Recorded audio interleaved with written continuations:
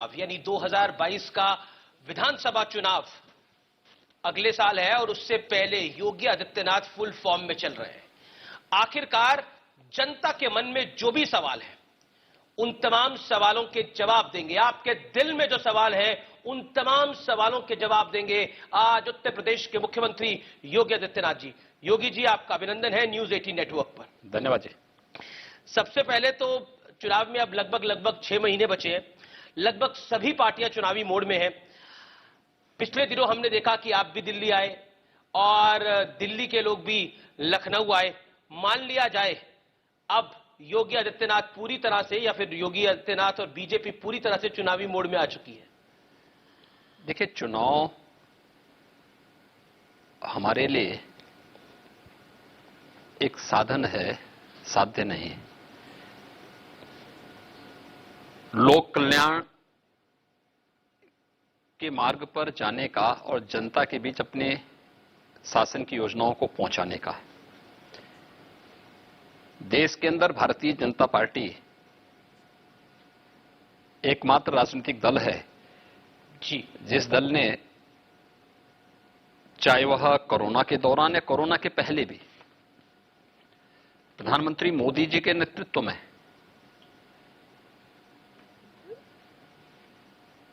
लोक कल्याण को सर्वोपरि दिया है। दल से ऊपर देश। और इस दिश से जो भारतीय जनता पार्टी का अभियान रहा है वह पिछले 16 महीनों से कोरोना महामारी के दौरान भी देखा गया। अकेला राजनीतिक दल है जिसने कहा सेवा ही संगठन। जी, यानी हमें बूथ प्रबंधन नहीं देखना, बूथ का हमारा जो कार्यकर्ता वो सेवा के साथ जुड़े, हमारा जो पदाधिकारी है किसी भी स्तर का वो सेवा के साथ जुड़े, जनप्रतिनिधि हर स्तर का वो जन सेवा के साथ जुड़े, इस महामारी के दौरान जनता की सेवा करे। तो हमारे लिए हर दिन इलेक्शन है और हमारे लिए हर दिन लोक कल्याण का है, जिसमें हम लोग हर पदाधिकारी, हर कार्यकर्ता अपने स्तर पर और केंद्र और प्रदेश सरकार की योजनाओं को आम जनता तक पहुंचाते हैं। और हम लोग पहले भी तैयार थे, आज भी तैयार हैं। मैं ये सवाल इसलिए आपसे पूछ रहा हूं कि चुनाव से ठीक पहले उत्तर प्रदेश में जनसंख्या नीति लाने की तैयारी शुरू हो गई है। इसकी जरूरत इस समय क्यों पड़ी? देखिए, हर राज्य को अपने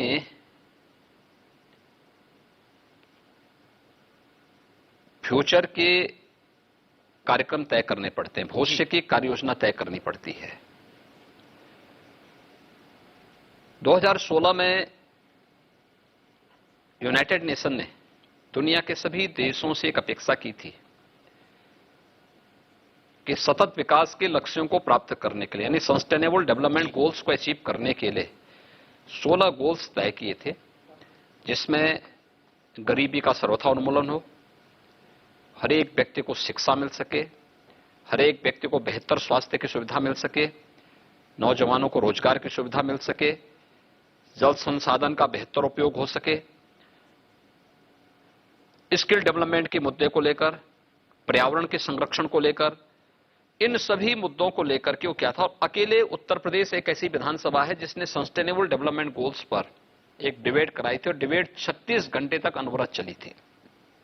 रिकॉर्ड भी है वो। रिकॉर्ड भी है। और उस डिबेट के कारण हमने फिर मंत्री समूह बनाए थे जी, अंतर्विभागीय समन्वय के भी, और उन सभी को फॉलोअप करने के लिए जो चीजें सामने आई थी उसमें ये बात आई थी कि डेवलपमेंट के लिए कुछ चीजें हमें देखनी पड़ेंगी। अगर यूपी की हम बात करते हैं तो हम नेशनल एवरेज से अभी भी बहुत सारे मुद्दों पर पीछे हैं। जैसे 2016 के डाटा अगर हम देखेंगे, मातृ मृत्यु दर, शिशु मृत्यु दर जो नेशनल एवरेज है उससे पीछे रहे। यद्यपि 4 वर्षों में उसमें काफी सुधार करने का प्रयास हुआ, लेकिन अभी भी हमें जो इंटरनेशनल स्टैंडर्ड है उसको अचीव करने में समय लगेगा। उसके कारकों को ढूंढना और फिर उसके अनुसार रणनीति बनाना जी, और उसी के तहत हम लोगों को 2021 से लेकर 30 के बीच की आगामी 10 वर्षों की एक जनसंख्या नीति घोषित करनी पड़ी। राज्य सरकार ने उसको लॉन्च किया है और अवेयरनेस के कार्यक्रम को फोकस किया है। देखिए, हमें एक चीज को नोट करना होगा, जब हम जनसंख्या स्थिरीकरण की बात करते हैं जी, तो हमें जनसंख्या स्थिरीकरण के लिए दो चीजें देखनी जरूर पड़ेंगी। एक, व्यापक जागरूकता और फोकस्ड करके उन उस तबके को जहां पर अभी भी जागरूकता का अभाव है। आपकी सरकार पर आरोप ये लग रहा है कि आप लोग एक धर्म विशेष को टारगेट करने के लिए ऐसा कर रहे हैं। ये विपक्ष का आरोप है। मेरे पास कई सारे बयान है। अबू आजमी है, समाजवादी पार्टी के नेता, वो कहते हैं जनसंख्या कानून से किसी एक समुदाय को टारगेट नहीं किया जाना चाहिए। मेंबर ऑफ पार्लियामेंट है शफीकुर रहमान बर्क, वो कहते हैं पैदाइश अल्लाह का कानून है और कुदरत से टकराना ठीक नहीं है। यानी आपके टाइमिंग पर सवाल है कि चुनाव से 6 महीने पहले और भारतीय जनता पार्टी का एक पॉलिटिकल लीनेज है, जो आरोप बीजेपी पे लगता है बंगाल से लेकर गुजरात तक और गुजरात से लेकर उत्तर प्रदेश तक।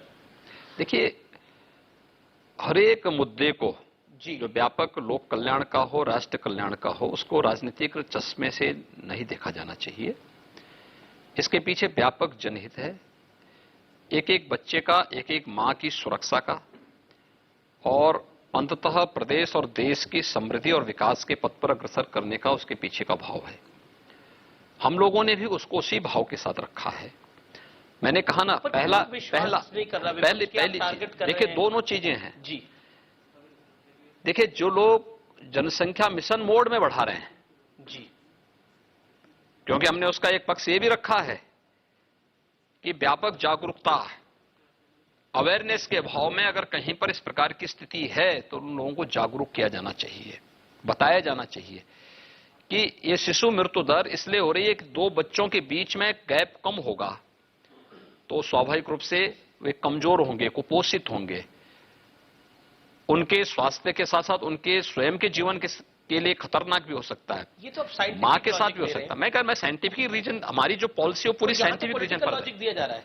दूसरा, जी, हमने ये भी पक्ष रखा है जी, कि हमें हर हाल में जनसांख्यिकी असंतुलन को भी नियंत्रित करना चाहिए।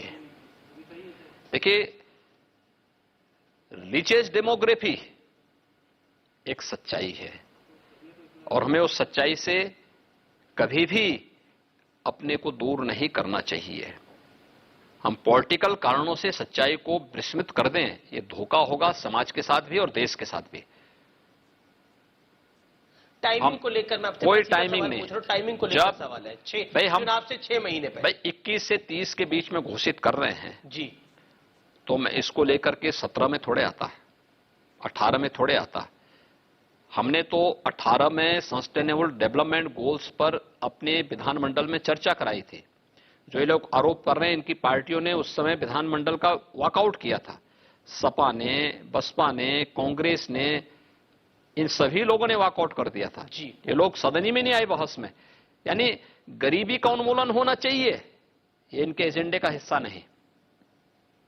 ये लोग गरीब, हर व्यक्ति को गरीब रखना चाहते हैं जिससे वोट बैंक बना सके। उनका आरोप यह है कि एजेंडा आपका है, मेरा नहीं, ये यूएन ने हर देश के सामने दी थी और आदरणीय प्रधानमंत्री जी की मंशा थी कि देश के अंदर हर एक विधानमंडल में इस पर चर्चा हो और राज्य सरकारें गरीबी के उन्मूलन के लिए कार्य करें।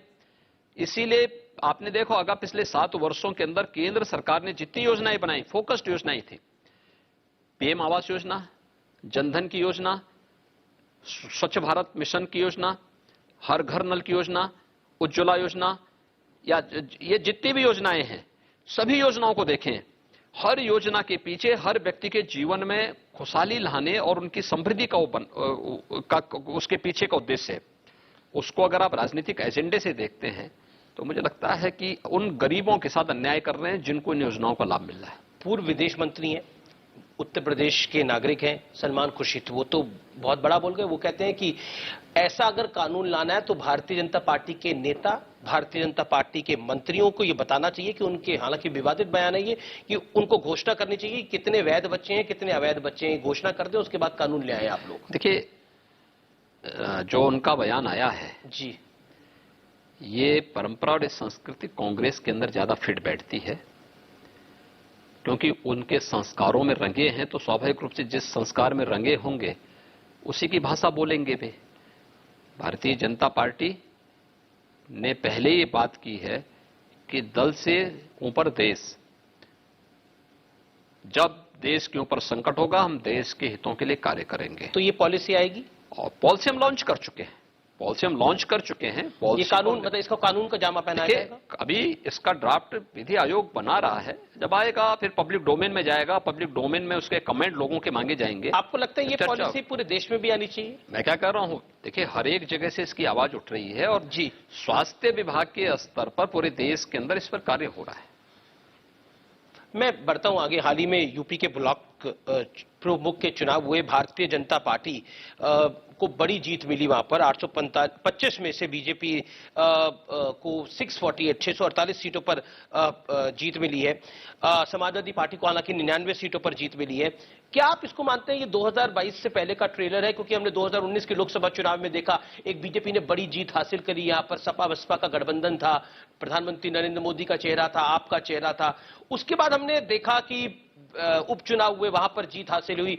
अब ब्लॉक चुनाव हो या फिर पंचायत चुनाव हो, इसको आप कैसे देखते हैं? या फिर आपको तो लगता नहीं है कि ओवर कॉन्फिडेंस पे बीजेपी का कार्यकर्ता आ जाएगा, हम तो जीते रहे हैं जी? देखिए, ओवर कॉन्फिडेंस की स्थिति कहीं पे नहीं है जी। भारतीय जनता पार्टी का जो ट्रेंड 2014 में आदरणीय प्रधानमंत्री जी के मार्गदर्शन में, उनकी प्रेरणा से, उस समय उत्तर प्रदेश के प्रभारी और आज के देश के हमारे यशस्वी गृह मंत्री माननीय अमित शाह जी ने तैयार की थी। भारतीय जनता पार्टी 73 सीटों पर चुनाव जीती थी यूपी में। तब केंद्र में कांग्रेस की सरकार थी और यूपी के अंदर समाजवादी पार्टी की सरकार थी। 2017 में भारतीय जनता पार्टी विधानसभा का चुनाव जीती थी, अपने सहयोगियों के साथ 325 सीटों पर जीती थी यूपी के अंदर। तब उत्तर प्रदेश में समाजवादी पार्टी की सरकार थी। 2019 में जब सपा बसपा कांग्रेस मिलकर के भारतीय जनता पार्टी के खिलाफ लड़े थे और देश और दुनिया का हर राजनीतिक विश्लेषक इस बात को कहता था कि भारतीय जनता पार्टी सीट जीत नहीं पाएगी, बहुत अगर हमें देते थे तो लोग कहते थे बहुत अधिक सीटें जीतेंगे, 25 सीट जीत जाएंगे जी, अन्यथा लोग 5-7 सीटों पर हमें सीमित करते थे। हम तब भी कहते थे कि बीजेपी 65 से कम 65 सीट जीतेगी यूपी में, और हम लोग उतनी सीटें जीते यूपी में। पंचायत चुनाव के पहले और लोकसभा चुनाव के बीच में हमारे यहां 2 उपचुनाव हुए थे, उसमें भी भारतीय जनता पार्टी जीती थी, दोनों में जीती थी। और पंचायत चुनाव के परिणाम भी है। 75 में से 67 जिला पंचायत के अध्यक्ष भारतीय जनता पार्टी के बने। जी जी। 825 ब्लॉकों में जो ब्लॉक प्रमुख के चुनाव हुए थे, इस ब्लॉक प्रमुख के चुनाव में 700 से ज्यादा भारतीय जनता पार्टी या भारतीय जनता पार्टी के समर्थक जीते हैं, क्योंकि इसमें 131 सीटें ऐसी थीं जिसमें भारतीय जनता पार्टी ने अपने प्रत्याशी नहीं घोषित किए थे, क्योंकि वहां दोनों कार्यकर्ता बीजेपी के ही लड़ रहे थे। तो इसलिए एक फ्रेंडली दोनों कार्यकर्ताओं के लिए कहा गया था कि भाई आप कोई भी इस प्रकार का कार्य नहीं करेंगे, आप आपस में शांतिपूर्ण तरीके से उसको आप भले चुनाव लड़िए, लेकिन दोनों भारतीय जनता पार्टी, तो 700 से ज्यादा सीटें बीजेपी जीती है। समाजवादी पार्टी 90 के आसपास सीटें इसमें जीती है, और बाकी अन्य दलों के द्वारा भी कुछ कुछ सीटें जीती गई होंगी। ये चुनाव इस बात को बताता है कि भारतीय जनता पार्टी, देखिए इस पूरे चुनाव में 26 मार्च को नोटिफिकेशन जारी होता है जी, 15, 19, 23 और 29 अप्रैल को चुनाव होते हैं यूपी के अंदर पंचायत के। और इस पूरी चुनाव की प्रक्रिया में 8,70,000 से अधिक प्रतिनिधि चुने गए। दुनिया का सबसे बड़ा चुनाव है ये। आपने देखा होगा पूरी चुनाव की प्रक्रिया को बहुत शांतिपूर्ण तरीके से संपन्न किया गया यूपी के अंदर, कोरोना महामारी के बावजूद। और कोरोना महामारी के बावजूद ये चीजें जो संपन्न हुई, भारतीय जनता पार्टी एक एक गांव में उससे समर्थक है, उसके कार्यकर्ता, कहीं क्षेत्र पंचायत, कहीं ग्राम पंचायत, कहीं अन्य स्थलों, लेकिन कई जगह हिंसा की भी खबरें आई। वह आपसी प्रतिद्वंद्विता गांव में कुछ हो सकती है कि गांव का चुनाव है, सबसे कठिन चुनाव माना जाता है। और लखीमपुर में एक महिला के साथ, मैं क्या कह रहा हूं, देखिए उसमें भारतीय जनता पार्टी का प्रत्याशी ने, ये निर्दलीय प्रत्याशी और सपा के प्रत्याशी के बीच में विवाद है। भारतीय दुर्भाग्यपूर्ण घटना थी। मैं कह दुर्भाग्यपूर्ण घटना थी और कठोर कार्रवाई उसमें की गई। जवाबदेही थाने की भी तय की गई और जो लोग उसके पीछे थे उनके खिलाफ कार्रवाई की गई, बहुत कठोर कार्रवाई की गई। लेकिन आरोप आपकी सरकार पर देखिए, इसके लगाए जा सरकार रहे हैं। है तो आरोप लगेंगे। प्रियंका वाड्रा ने कहा कि जंगल राज में महिलाओं की सुरक्षा तो भगवान ठीक बात भरोसे है। ये तो प्रियंका जी बहुत अच्छी बात बोल रही है, क्योंकि उनको तो इसका अनुभव है।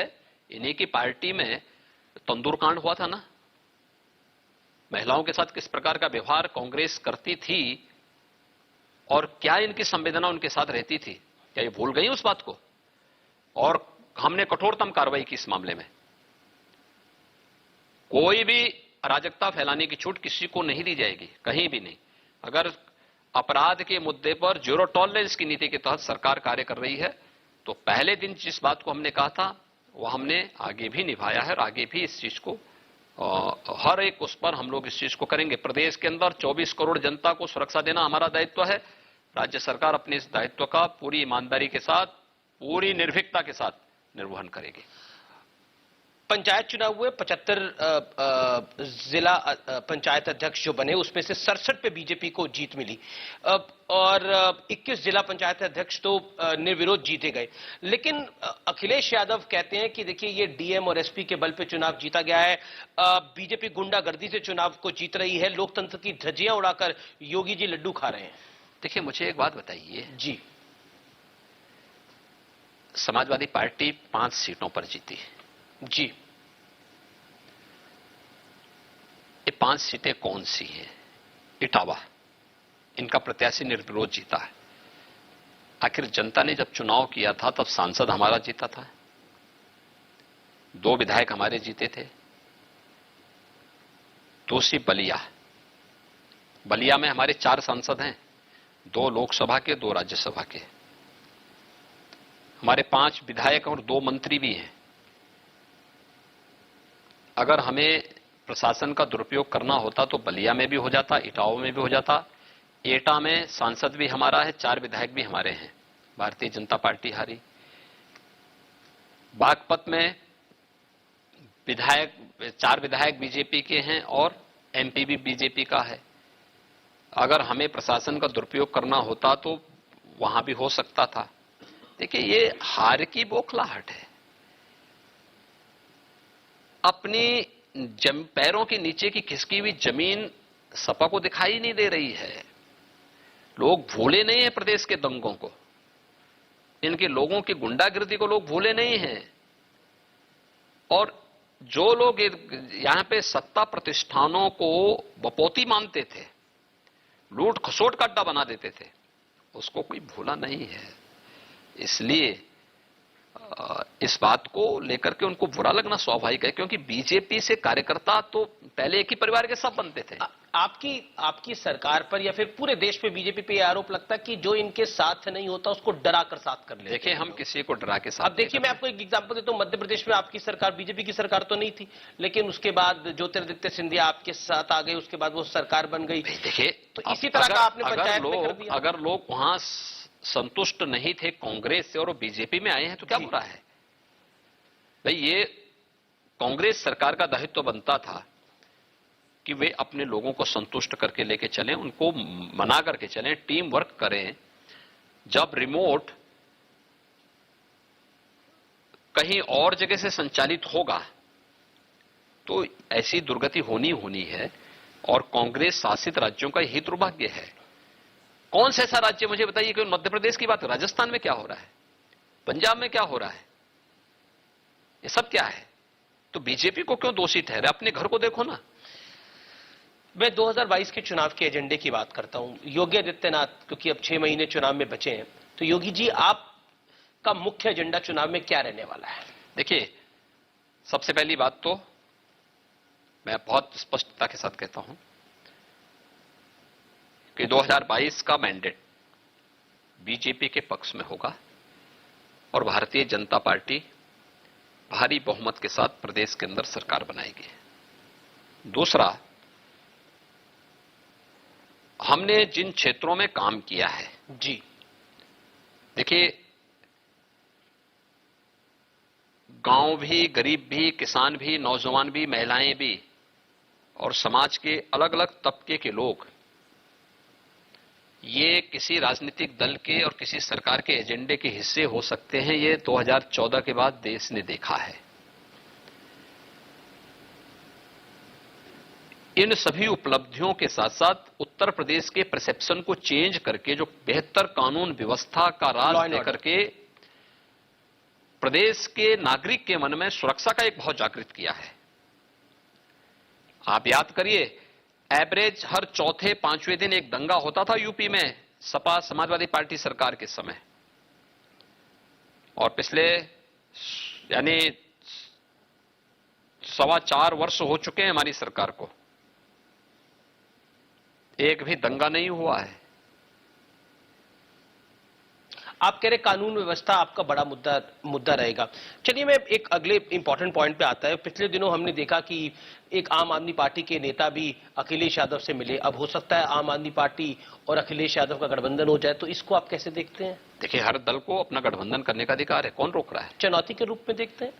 हमारे लिए कोई चुनौती नहीं, उनके लिए अपने आप में चुनौती है। अगर फ्री बिजली वाली स्कीम वो यूपी में भी ले आए, उत्तराखंड में तो ले ही आए हैं। देखिए, आपके बगल के यूपी में 2017 के पहले क्या होता था जी, कितने जनपदों को और कितने घरों को बिजली मिलती थी? सौभाग्य योजना के अंतर्गत 1,23,000 गांवों तक बिजली पहुंचाने के साथ ही 1,38,00,000 लोगों को फ्री में बिजली के कनेक्शन देने का काम प्रधानमंत्री मोदी जी के नेतृत्व में भारतीय जनता पार्टी की राज्य सरकार ने किया है। 2,61,00,000 गरीबों को शौचालय देने का काम भी, उनके घरों तक शौचालय पहुंचाने का काम भी भारतीय जनता पार्टी की हमारी सरकार ने किया है। 40 लाख गरीबों को एक एक आवास प्रधानमंत्री आवास योजना के अंतर्गत उपलब्ध कराने का कार्य हमारी सरकार ने किया है। प्रधानमंत्री किसान सम्मान निधि में 2,42,00,000 किसानों तक प्रधानमंत्री किसान सम्मान निधि का लाभ भी भारतीय जनता पार्टी की सरकार दिला रही है। ये सभी उपलब्धियां राज्य के पास हैं, और राज्य के अंदर हर एक नागरिक के जीवन में खुशहाली के लिए जो भी कदम उठाने पड़ेंगे करेंगे। लेकिन दिल्ली में ये इसके नाम पर क्या कर रहे हैं? राष्ट्रीय राजधानी क्षेत्र, कोरोना के दौरान दिल्ली में क्या हो गया था? अगर यूपी का एनसीआर का रीजन नहीं होता, फ्री बिजली पर जनता नहीं, मैं वही आ रहा हूं पहले। जी, मैं उस पे आ रहा हूं। अगर यूपी का एनसीआर का रीजन नहीं होता तो दिल्ली के अंदर तो लोगों को तड़प तड़प करके मरने के लिए छोड़ देते। बेड्स हम लोगों को उपलब्ध करवाने पड़े। यूपी 24 करोड़ की आबादी का राज्य है, और 24 करोड़ की आबादी के राज्य में 700 मीट्रिक टन ऑक्सीजन की आपूर्ति हो रही थी, और दिल्ली 2 करोड़ की आबादी का राज्य और 800 मीट्रिक टन में इनके ऑक्सीजन कम पड़ रहा था, कहां ब्लैक हो रही थी ऑक्सीजन। और जब भारत सरकार ने ऑक्सीजन ऑडिट की बात की, सब भाग गए।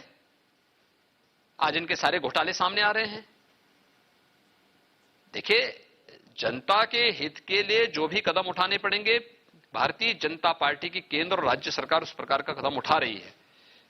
सस्ती लोकप्रियता से बचना होगा, और हमें सतत विकास के लक्ष्यों को प्राप्त करने के दिशा में आगे बढ़ाना होगा, जिससे हर व्यक्ति को आत्मनिर्भर बना सके और स्वावलंबन की ओर अग्रसर कर सके। पर ये पॉलिटिकल प्लान तो हो सकता है उनका कि फ्री बिजली हम देंगे, जैसे उन्होंने उत्तराखंड, तो उस स्थिति में आप क्या करेंगे? मैं क्या कर रहा हूं, उनको बोलने का पूरा अधिकार है। जी, मैं अगले सवाल की तरफ बढ़ता हूं। असाउद्दीन ओवैसी कहते हैं कि किसी कीमत पर, मैं उन्होंने जो बोला बता रहा हूं, किसी कीमत पर 2022 में योगी आदित्यनाथ इंशाअल्लाह दोबारा मुख्यमंत्री हम नहीं बनने देंगे। देखिए, ओवैसी जी एक बहुत बड़े नेता हैं। यूपी की जनता कितना पसंद करेगी ये तो आने वाला समय बताएगा। लेकिन उन्होंने कसम खा ली है कि आपको नहीं बनने देंगे। अगर वह 19% जी पर उनको लगता है कि वह इलेक्शन को पोलराइज कर लेंगे, तो बाकी 81% चुपचाप थोड़े बैठा हुआ है। वह भी खड़ा होगा, वह भी इस सब चीजों को सुन रहा होगा, और मुझे लगता है कि पिछले चुनाव के परिणामों ने इस बात को साबित किया है कि जनता का रुझान क्या है। लेकिन इस बार उन्होंने राजभर साहब को भी साथ ले लिया है। हाँ, ठीक बात है। उसको सोशल इंजीनियरिंग करना चाह रहे हैं। मैं क्या कह रहा हूं, हर एक दल को अपने साथ लेने का अधिकार है। समाजवादी पार्टी ले रही है तो ओवैसी क्यों नहीं लेंगे? इस समाजवादी पार्टी को तो तकलीफ है, वो कहते हैं ओवैसी जो है वो हमारा वोट काटने के लिए आ रहे हैं। अब देखिए वोट किसका है, यही तो सबसे बड़ी समस्या हो जाती है कि हर व्यक्ति ये मान के चलता है कि हमारा वोट, कौन सा वोट उनका है। आप जब सत्ता में थे, कांग्रेस और सपा तो आरोप लगाती है कि वो ओवैसी साहब बीजेपी के आदमी है। भाई तो उनके साथ गठबंधन कौन कर रहा है? गठबंधन तो समय समय पे कांग्रेस ही उनके साथ करती रही है, या फिर ये समाजवादी पार्टी ही उनके लिए ज्यादा उतावली दिखती है। बीजेपी का तो दूर दूर से कोई संबंध नहीं उनसे। आप अपना मुकाबला 2022 में किसके साथ देखते हैं? अखिलेश जी के साथ देखते हैं, मायावती जी के साथ देखते हैं, प्रियंका वाड्रा के साथ देखते हैं, किसके साथ देखते हैं? हालांकि राजभर साहब तो थ्योरी लेके आए हैं 4 साल में 5 साल में 5 मुख्यमंत्री बनाएंगे, 20 डिप्टी सीएम बनाएंगे, एक मुसलमान सीएम भी होगा। ठीक ही बात है भाई, हर एक को अपना मुकाबला किससे देखते हैं आप? देखिए भारतीय जनता पार्टी का मुकाबला,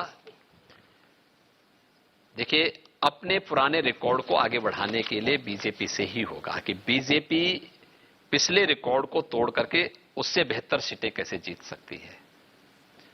वहां तक ये लोग कोई पहुंच नहीं पाएगा। पंचायत चुनाव के रुझान पहले बता चुके हैं, इससे पहले लोकसभा के चुनाव ने बता चुके वो कर, ये सब देखिए थके हुए हारे हुए चेहरे हैं।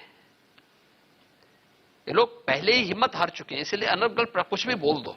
बड़ा मैं आपसे पूछ रहा हूं कि बड़ी चुनौती कौन हो सकता है, या फिर एक चेहरा जो आपको लगता है जिसके साथ मुकाबला है? देखिए पब्लिक सबके कृत्यों को जान रही है, हर व्यक्ति की जान रहा है कि परिवारवाद, गुंडाराज, भ्रष्टाचार, ये चीजें देख करके जनता में अपने आप में एक सिहरन होती है। देख करके यूपी के सामने अपनी पहचान का संकट था, आज यही यूपी हर एक फील्ड में जो प्रोग्रेस कर रहा है, एक नई पहचान बना रहा है। ये पहचान उत्तर प्रदेश के हर जाति, हर मत, हर मजहब से जुड़ा हुआ नागरिक जब बाहर जाता तो उसको सम्मान प्राप्त होता है जी। इसलिए वह व्यक्ति, कोई भी व्यक्ति जो अपने लिए, अपने परिवार के हितों के लिए प्रतिबद्ध है और प्रदेश और देश का हित चाहता है, मुझे लगता है भारतीय जनता पार्टी उसकी प्राथमिकता होगी। मैं अब धर्मांतरण के मुद्दे पर आता हूं। उत्तर प्रदेश की एटीएस ने धर्मांतरण गैंग पर बहुत बड़ा एक्सपोजे किया है। देश भी चौंक गया है इस खुलासे को देखकर, और अभी भी कार्रवाई जारी है। इस गैंग के आतंकी कनेक्शन और आईएसआई कनेक्शन भी सामने आ रहे हैं। सिर्फ देश में नहीं, विदेशों में भी धर्मांतरण का काम ये लोग कर रहे थे। इसको आप कैसे देखते हैं बतौर मुख्यमंत्री? देखिए ये केवल एक कन्वर्जन से जुड़ा हुआ मामला नहीं है। याद करिए जब हम लोगों ने प्रदेश के अंदर लव जिहाद पे कानून बनाया था, तब भी ये देश तोड़क गैंग विरोध कर रहा था, मेरे खिलाफ पत्र लिख रहा था, मेरे खिलाफ एक अभियान चला रहा था। इनकी आंखों को खोलने वाला होना चाहिए, लेकिन चूंकि उनकी दृष्टि उधर जाएगी नहीं, इसलिए वे लोग उस पर कुछ भी बोल नहीं पाएंगे और कुछ भी उनको करना नहीं है। जी, लेकिन ये केवल धर्मांतरण तक सीमित मुद्दा नहीं है, ये तो राष्ट्र की सुरक्षा पर सेंध लगाने का भी एक कुत्सित षड्यंत्र है। ये सेंध है सुरक्षा पे, मूक बधिर बच्चों को निशाना बनाकर, उन संस्थाओं को जहां पर मूक बधिर बच्चे हैं वहां पर अपना एक ट्रेनर, जिहादी ट्रेनर को भेज करके उसके माध्यम से लोगों का ब्रेन वॉश कराना, फिर कोड वर्ड में और व्हाट्सएप के माध्यम से मैसेजेज को पास करना, फिर उनका दुरुपयोग सुसाइड स्क्वाड या फिर कहीं पर किसी ऐसे सेंटर को निशाना बनाने के लिए करना जो व्यापक राष्ट्रीय सुरक्षा से और हित से जुड़े हुए हैं। ये बहुत बड़ा षड्यंत्र था। यूपी एटीएस ने इस कार्य को पूरी उसके साथ खोला है, पर्दाफाश किया है। हमारे 500 से अधिक टीमें इस पे काम कर रही हैं। उत्तर प्रदेश के अंदर कुछ जनपदों के साथ साथ देश के अंदर 25 राज्यों में इन्होंने भेजा और 1984 से लगातार चल रहा था। आज इसका पर्दाफाश हुआ है। हम लोग इसकी तह तक जाएंगे और एक एक परत उतार करके इन सब के खिलाफ जितनी सख्त कार्रवाई हो सकती है उतनी सख्त कार्रवाई हमारी सरकार करेगी। क्या इस विषय में अभी और खुलासे आगे होंगे? हाँ, क्योंकि विपक्ष इसको लेकर काफी सवाल खड़ा कर रहा है। देखिए विपक्ष को जिनके लिए वो कह रहा है चुनाव से पहले ये गेम खेल रही है। देखिए मैं क्या कह रहा हूं ना जी, हर एक मुद्दे को अगर राजनीतिक नजरिए से देखना है तब तो मुझे लगता है कि उनके किसी प्रश्न का जवाब दिया जाना चाहिए। आपने इसे राष्ट्रीय सुरक्षा से जोड़ा, इसको आस्था से जोड़ना कितना सही होगा? देखिए, दोनों चीजें हैं जी। आस्था के साथ मजहब से जोड़ना कितना सही? मैं क्या कह रहा हूं, आस्था के साथ साथ ये सुरक्षा के साथ खतरा है। आप किसी का धोखे में, छल से मतांतरण करवाएं, ये स्वीकार्य नहीं हो सकता। इसके खिलाफ कानून है हमारे पास, लेकिन आप उसका दुरुपयोग देश के हितों के साथ खिलवाड़ करने के लिए करेंगे, ये भी स्वीकार्य नहीं हो सकता है। धर्मांतरण को लेकर कानून भी आ चुका है, उसके बावजूद ये मामले क्यों नहीं रुक पा रहे? देखिए, मैं क्या कर रहा हूं, पीछे क्या कारण? 1984 से सब चीजें चल रही थी जी, और उन्होंने अपने सेंटर ऐसे स्थलों पर बनाए थे जहां पर सामान्यतः पुलिस नहीं जाती है, इंटेलिजेंस जाने में थोड़ा परहेज करती है, और धीरे धीरे करके कानून बनने के बाद ये सबका पर्दाफाश भी हो रहा है। ये भी नहीं बोलना चाहिए कि हमने छोड़ दिया। ये जब ये सब उजागर हो तभी हो रहा है जब सरकार उसके प्रति अलर्ट है और कार्रवाई उसमें हो रही है। मैं एक और घटना की बात करता हूं। हाल फिलहाल में लोनी में एक घटना हुई जिसमें एक बुजुर्ग व्यक्ति की दाढ़ी को काटने का प्रयास हुआ, और उस विषय को, जो कि लॉ एंड ऑर्डर का विषय था, उसको एक धर्म के साथ जोड़ने का प्रयास हुआ। राहुल गांधी से लेकर ओवैसी साहब ने तो बोला ये हिंदूवादी गुंडे हैं। राहुल गांधी ने बोला कि ने तो इस घटना को राम भक्तों के साथ जोड़ दिया। कैसे आप देखते हैं इस पूरे घटनाक्रम को, जो कुछ हुआ गाजियाबाद की लोनी में? देखिए, एक तो उसमें कोई हिंदू नहीं था, दोनों एक ही समुदाय के थे। ताबीज के प्रभाव को लेकर के जो व्यक्ति जिसकी दाढ़ी काटी गई थी वो ताबीज बांटता था, और ताबीज का जब प्रभाव नहीं हुआ तो अगले पक्ष ने उस पर हमला किया था। लेकिन ये कितना शरारती है कि ये व्यक्ति उसको मजहबी स्वरूप देने का प्रयास करता और फिर उस प्रकार की बयानबाजी करवा करके माहौल को खराब करता है। बिना सोचे समझे जब कोई बात हम करते हैं तो मुझे लगता है कि वह स्थिति उसके सामने वैसी स्थिति जैसे राहुल जी का है। राहुल गांधी क्यों देश के अंदर गंभीरता से नहीं लिए जाते हैं? क्योंकि सबको मालूम है कि व्यक्ति जो बात बोलेगा इसमें कोई गंभीरता नहीं होती है और कोई सच्चाई नहीं होती है। क्यों कांग्रेस की दुर्गति हो रही है? इसीलिए हो रही है क्योंकि हर एक मामले को राजनीतिक रूप देना और हल्की बयानबाजी करना, तह तक जाए बगैर, सच्चाई को जाने बगैर जब हम प्रतिक्रिया व्यक्त करते हैं तो उसके परिणाम ऐसे ही होते हैं। आपका तो राहुल गांधी के साथ भी अनुभव रहा है। सदन के अंदर आप लोग एक ही सदन के सदस्य थे। रहे हैं काफी। वो अमेठी से सांसद थे, आप गोरखपुर से सांसद थे। हाँ, मैं सांसद रहा हूं। मैं राहुल जी से पहले सांसद बन गया था। और आपकी उम्र में भी ज्यादा फर्क नहीं है आप दोनों की? नहीं, राहुल जी मुझसे 1 साल बड़े हैं। चलिए, लेकिन फिर भी क्या आपको लगता है कि ये जो चुनाव आ रहा है 2022 का, उससे पहले ये हिंदू मुस्लिम का पोलराइजेशन हो रहा है? नहीं, हम पोलराइजेशन नहीं कर रहे हैं। जो प्रदेश के हित में होगा, प्रदेश की 24 करोड़ जनता के हित में जो होगा, हम वो कदम उठाएंगे। हमें पहले दिन भी संकोच नहीं था, आज भी संकोच नहीं, आगे भी कोई संकोच नहीं होगा। चाहे वह शासन की योजनाओं को हर नागरिक तक पहुंचाने का हो, चाहे हर नागरिक को सुरक्षा देने का हो। जी, हमारी सरकार पूरी ईमानदारी और पूरी प्रतिबद्धता के साथ अपने इन संकल्पों को आगे बढ़ाएगी। बीजेपी की वैचारिक श्रृंखला जो है वो आरएसएस मानी जाती है। मोहन भागवत जी ने एक बयान दिया जिसको लेकर बड़ा विवाद खड़ा हो गया। उन्होंने बोला कि हिंदू हो या मुसलमान हो, सबका पूरे देश में डीएनए एक है। उनका बयान यह था कि हिंदू मुस्लिम एकता एक बहुत भ्रामक है, क्योंकि वे अलग नहीं है बल्कि एक है। सभी भारतीयों का डीएनए एक है, चाहे वे किसी भी धर्म के हों। अब इसको लेके बड़ा सारा विवाद खड़ा हो गया कि एक बार फिर जो है वो पूरा का पूरा प्रयास है कि सब लोग हिंदू है, सब में हिंदुओं का डीएनए है। ऐसा क्यों? देखिए, इसमें विवाद का विषय इसको नहीं बनाया जाना चाहिए, और मुझे लगता है कि जो बयान दिया गया है वह साइंटिफिकली प्रूफ हो चुका है। अब आप विज्ञान को भी न माने तो उसमें क्या कोई कर सकता है? जो चीज विज्ञान के द्वारा प्रमाणित किया गया हो और डीएनए थ्योरी के माध्यम से भी प्रमाणित हो, अब आप न माने, जबरदस्ती आप अपने को दोषी जगह से जोड़ने का प्रयास करें तो ये बुद्धि का फर्क हो सकता है, लेकिन डीएनए थ्योरी ने इस चीज को साबित किया है। लेकिन मायावती कहती हैं कि बीजेपी वालों के मुंह में राम है और बगल में छुरी है। मायावती जी ज्यादा बेहतर जानती हैं कि उत्तर प्रदेश के लोग जानते हैं इनके बारे में।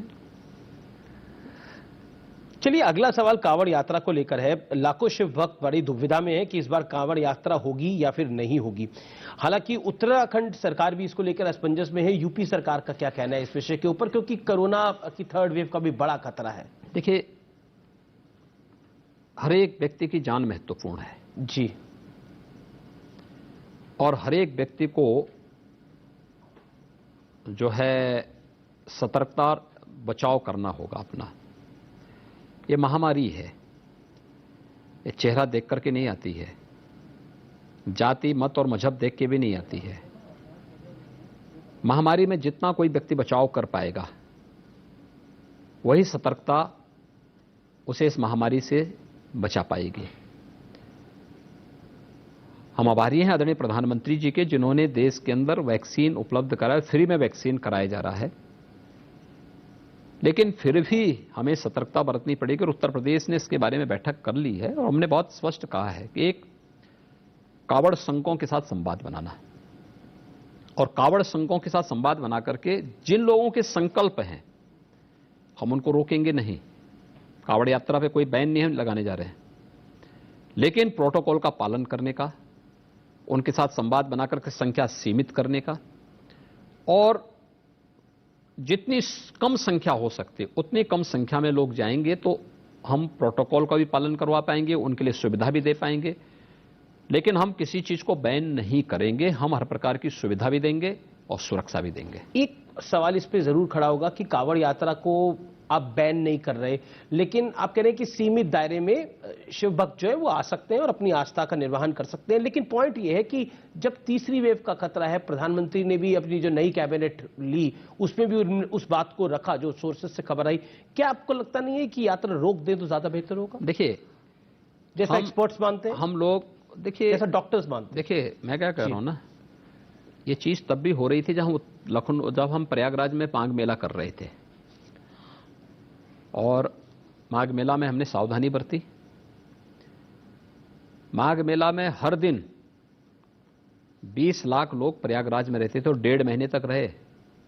मुख्य स्नान जो थे उन सभी, चाहे वह मकर संक्रांति रही हो, माघी पूर्णिमा रही हो, बसंत पंचमी रही हो, इन सभी मुख्य स्नानों में 1 से 1.5 करोड़ लोगों ने वहां स्नान भी किया है। लेकिन हर स्तर पर सतर्कता बरती गई, सावधानी बरती गई, टेस्ट किए गए। इसके बाद फिर हम लोगों ने शिवरात्रि से लेकर के और होली तक वृंदावन में वैष्णव कुंभ का आयोजन भी किया। बहुत सफलतम था एक आयोजन भी जी। हमने हर एक स्तर पर सावधानी बरती, और हम यही कावड़ यात्रा के लिए भी कह रहे हैं, बैन नहीं करेंगे। ये केवल गाजियाबाद से हरिद्वार तक ही नहीं जाती है, प्रयागराज से काशी के बीच भी जाती है, अयोध्या से बस्ती भी जाती है, आपकी बरेली में भी, गोरखपुर में भी, मुरादाबाद में भी, हर एक जगह निकलती है।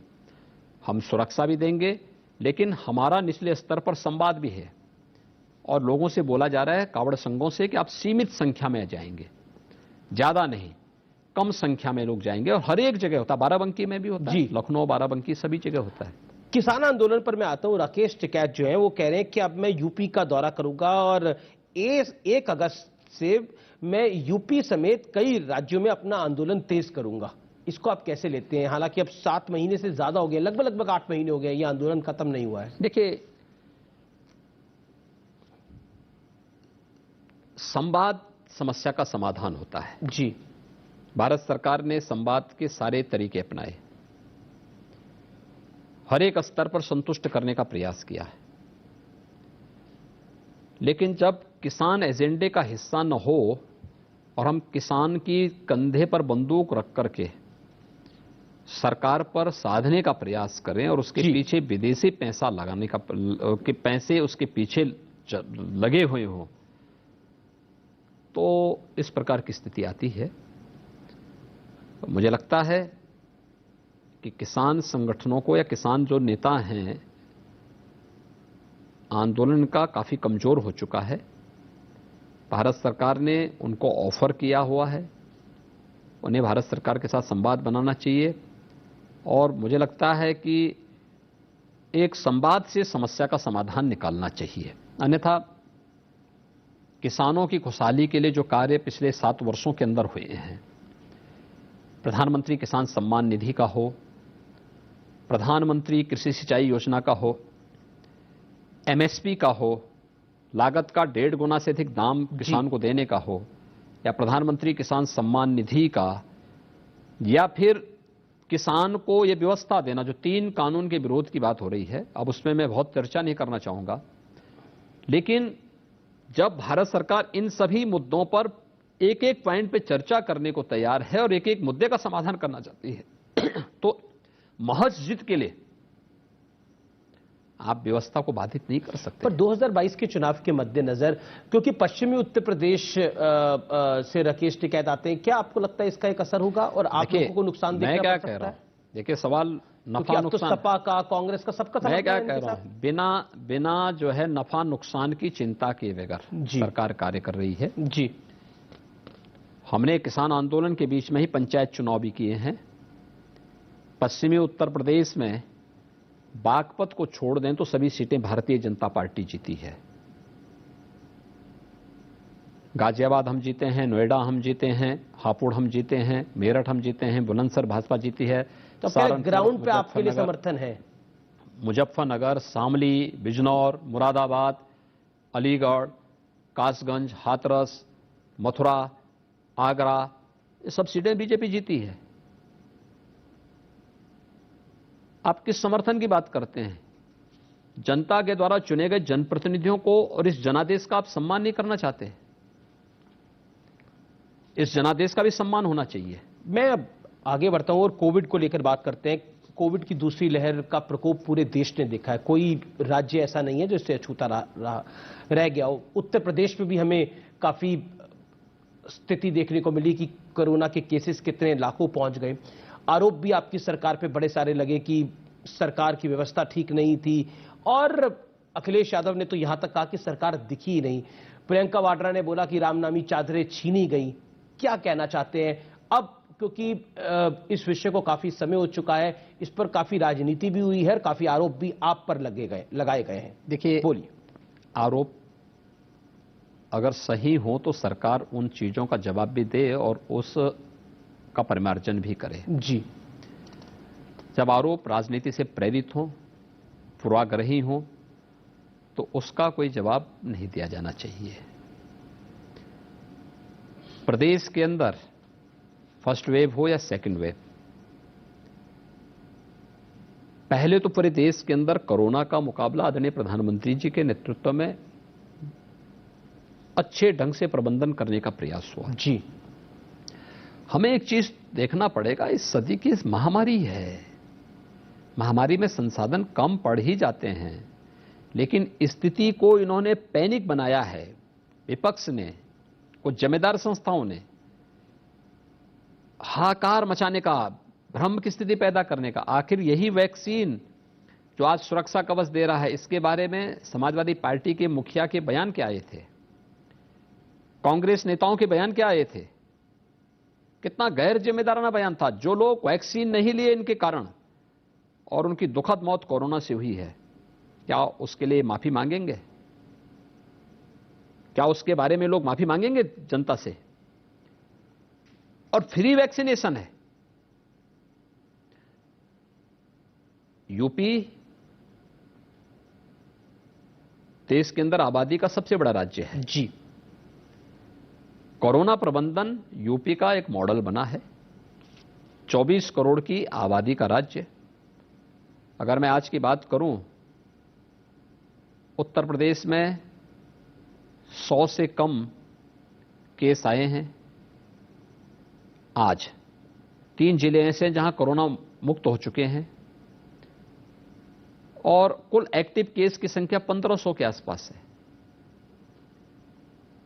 देखिए, आरोप भी किस रूप में लगते हैं, लेकिन काफी बड़े बड़े आरोप लगे कि मैं क्या गंगा किनारे लाशें जलाई, मैं उसी पे आ रहा हूं, लाशें दफना दी मैं गई। वही आ रहा हूं, मैं उसी पे आ रहा हूं। लुटियंस पे तो एक लॉबी पूरी इसी कामकाज में लग गई। मैं क्या कह रहा हूं, मैं उसी पे आ रहा हूं जी, कि पहला आरोप क्या लगा कि साहब प्रदेश के अंदर कोरोना अनियंत्रित हुआ। मैं 1 मई से फील्ड में उतर चुका था। एक एक जनपद में जाने लग गया था, फिर उन्होंने कहा साहब नहीं शहर तो कंट्रोल हो गया है लेकिन ग्रामीण क्षेत्र में अनियंत्रित है। देखिए फिर गांव में चला गया, मैं गांव-गांव जाने लग गया। हमारी टीमें पहले से गांव में काम कर रही थी, मेरे पास सारे डाटा भी थे, प्रतिदिन हम एक एक गांव की समीक्षा भी करते थे। फिर उन्होंने कहा नहीं साहब गांव में भी नहीं, ये तो जो है गंगा में बहाए जा रहे हैं। तो मैंने कहा भाई ये विजुअल्स आप 2014 की भी देखते और 2012 की भी देखते, तब भी मीडिया ने उस समय काफी हाईलाइट किया था, तब तो कोरोना नहीं था। हमें इस बात को नहीं भूलना चाहिए कि नदी संस्कृति जहां पर होती है, नदी कुछ समुदाय ऐसे होते हैं जो एक निश्चित मुहूर्त में नदियों में जल प्रवाह करते हैं मृत शरीर को, अग्नि संस्कार नहीं करते। हिंदू परंपरा में 3 प्रकार के संस्कार होते हैं, एक अग्नि संस्कार का, एक भू समाधि का और तीसरा जल प्रवाह का। पर इस विषय को इतना मैं क्या कह रहा हूं बड़ा क्यों बना दिया? भाई देखिए, जिनको हर स्तर पर प्रदेश सरकार को या केंद्र सरकार को कटघरे में खड़ा करना था जी, और देश की छवि को दुनिया के सामने बदनाम करना था, जिनको देश की इज्जत की चिंता नहीं, वे लोग इस प्रकार के अनर्गल आरोप लगा रहे थे। बिल्कुल। हम आखिरी दौर में है, मैं थर्ड वेव को लेकर योगी आदित्यनाथ की सरकार की क्या तैयारी है, क्योंकि देश इस समय देखिए चल रहा है। थर्ड वेव की पूरी तैयारी हमारे पास है जी। हमने 27 वैक्सीनेशन का मैं आंकड़ा पढ़ रहा था, आप लोग नंबर 1 पे हैं उसमें। तो देखिए वैक्सीनेशन में यूपी नंबर 1 पर है, टेस्टिंग में यूपी नंबर 1 पर है, और यही नहीं, लेकिन यूपी की जनसंख्या काफी है। मैं क्या कह रहा हूं, हम लोग सभी को ले रहे हैं, हम सभी को वैक्सीनेशन की तरफ लेके जा रहे हैं। यूपी ने 27 जुलाई से गांव-गांव में अपनी निगरानी समितियों के माध्यम से मेडिसिन किट भी वितरण करना शुरू कर दिया। एडल्ट के लिए पहले से हम दे रहे थे जी, बच्चों के लिए भी 4 कैटेगरी हमने तय की है, 0 से 1, 1 से 5, 5 से 12, 12 से 18। इन 5 कैटेगरी को भी मेडिसिन किट के माध्यम से हम गांव-गांव में दवा दे रहे हैं जी। और यूपी का ये मॉडल बहुत सफल मॉडल है। अप्रैल से ही हमारी ये कार्रवाई चल रही है।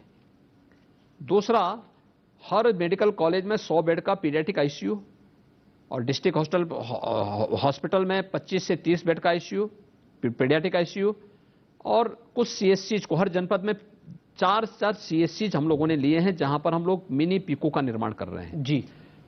आइसोलेशन बेड्स बढ़ा रहे हैं।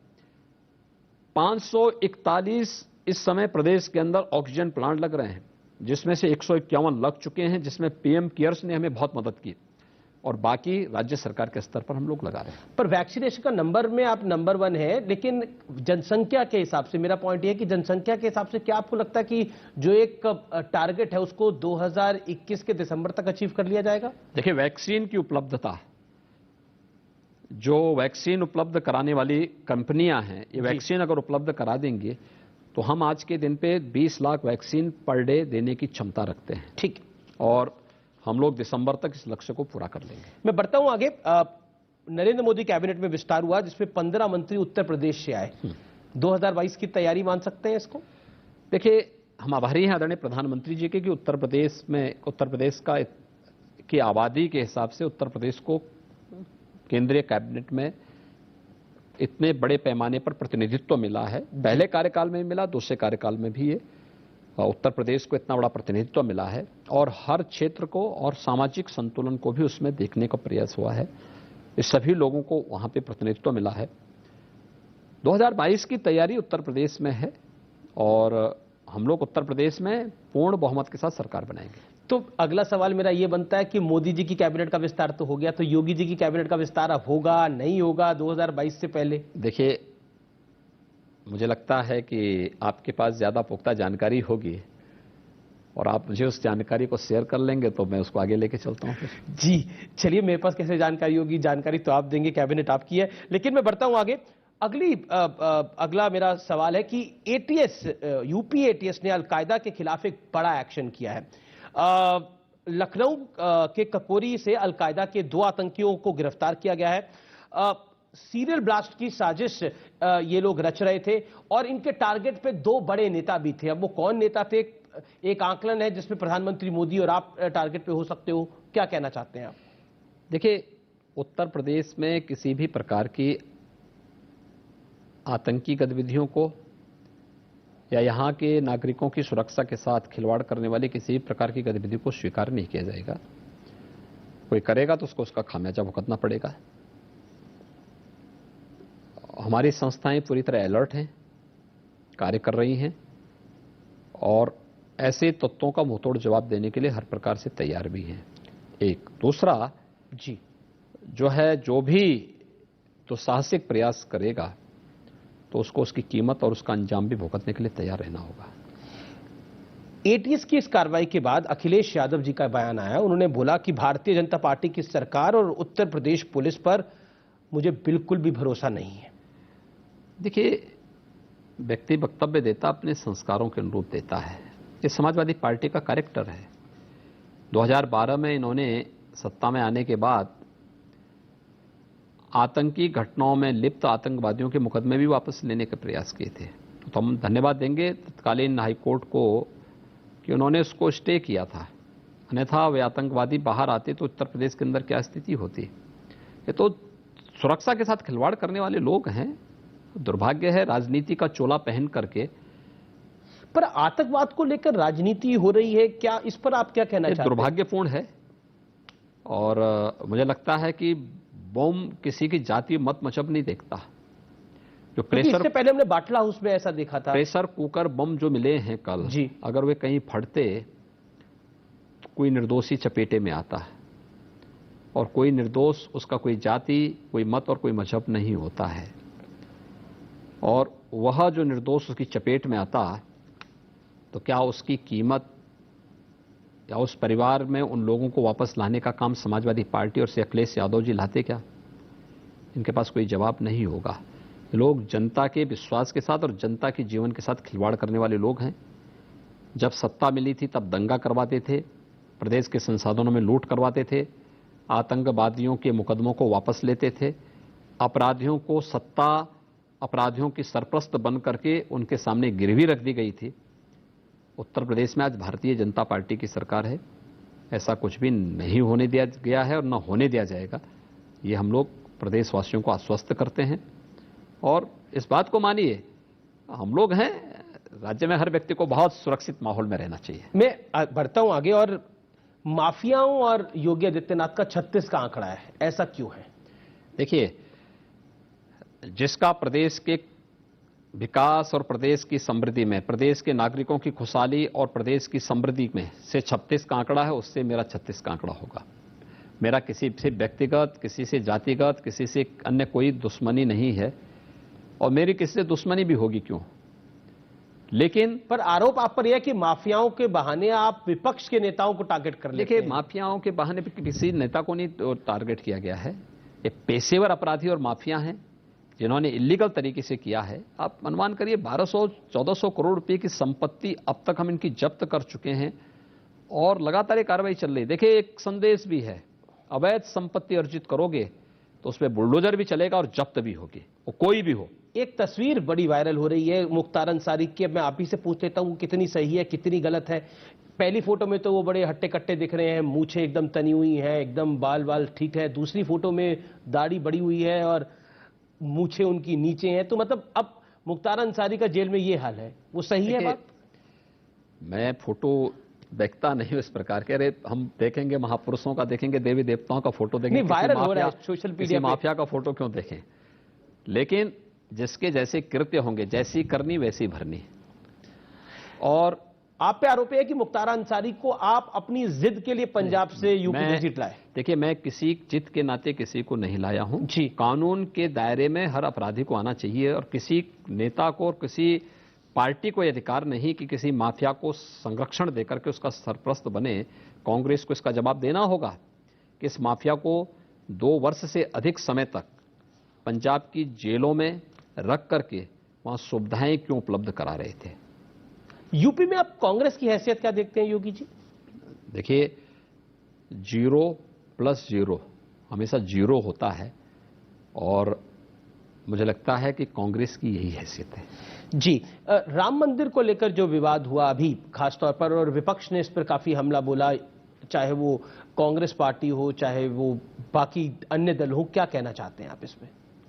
देखिए, जो ट्रस्ट को लेकर मामला सामने आया, जो जमीन को लेकर मामला सामने आया, जन्मभूमि के लोग समर्थक थे ही कब? जी, कब थे ये जो इस समय आवाज उठाने वाले लोग हैं?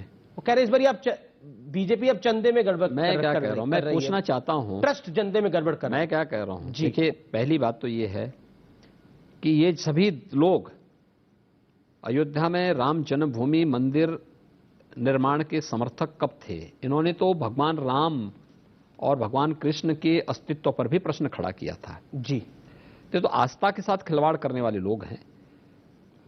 आभारी होना चाहिए देश को, और आभारी है देश प्रधानमंत्री मोदी जी का, जिनके मार्गदर्शन में आज मंदिर निर्माण का कार्यक्रम 5 अगस्त 2020 से युद्ध स्तर पर आगे बढ़ चुका। तो ये स्वाभाविक रूप से इनका जो है चिढ़ना स्वाभाविक है।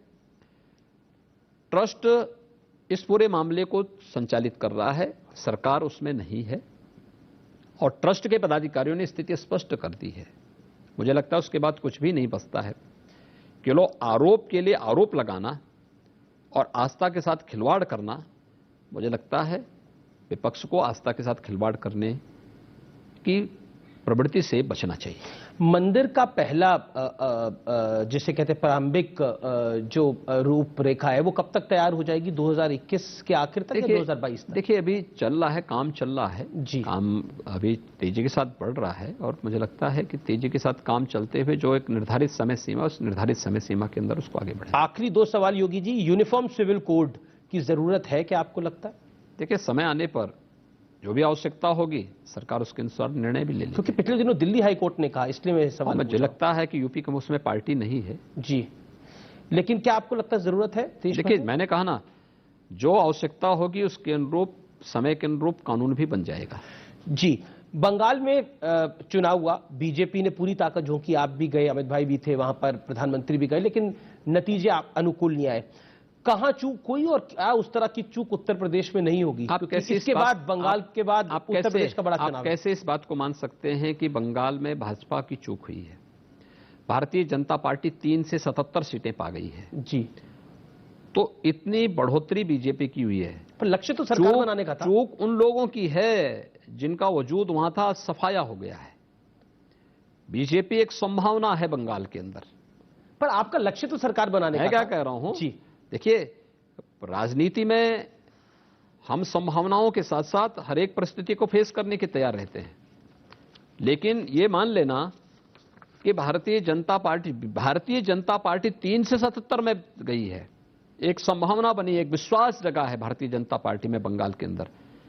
और कोरोना की सेकंड वेव का पीक नहीं होता तो मुझे नहीं लगता है कि भारतीय जनता पार्टी को सरकार बनाने से कोई रोक पाता वहां पे।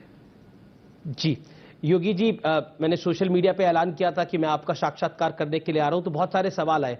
अगर मैं उनमें से 1-2 सवाल पूछना चाहता हूं।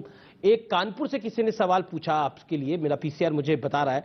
सवाल उन्होंने पूछा आपसे कि योगी जी सिर्फ काम ही करते रहते हैं कि कुछ कभी कभार अपने लिए भी समय निकाल लेते हैं? कोई फिल्म देखते हैं, कोई किताब पढ़ते हैं? नहीं, मैं पढ़ता जरूर हूं, फिल्म देखने का मौका नहीं मिलता है, लेकिन मैं जब मौका मिलता है मेरे टेबल में हमेशा एक पुस्तक जरूर होती है, अलग अलग विषयों से संबंधित होती है।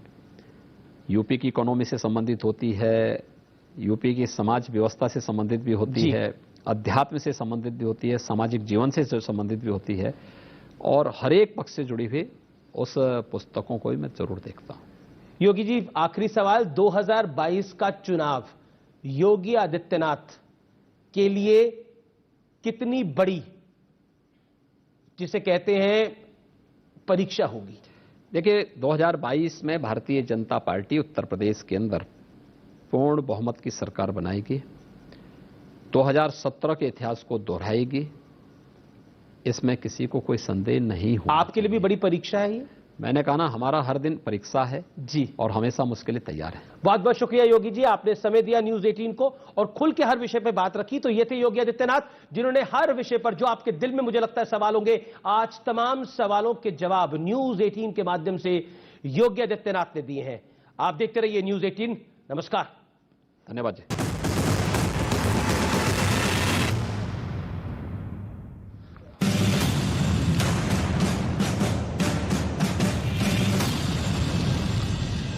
राजस्थान के अलग अलग जिलों में आकाशीय बिजली ने ऐसा कहर बरपाया। धर्मशाला के भागसूनाग इलाके में बादल फटने से भारी तबाही हुई है। नासा ने भारतीय मूल की इंटर प्रतिमा राय की तस्वीर जैसे ही ट्विटर पर पोस्ट की। सुपरस्टार रजनीकांत ने राजनीति से संन्यास का ऐलान कर दिया है। कोरोना के बाद अमेरिका पर आसमानी आग का कहर टूटा है। लखनऊ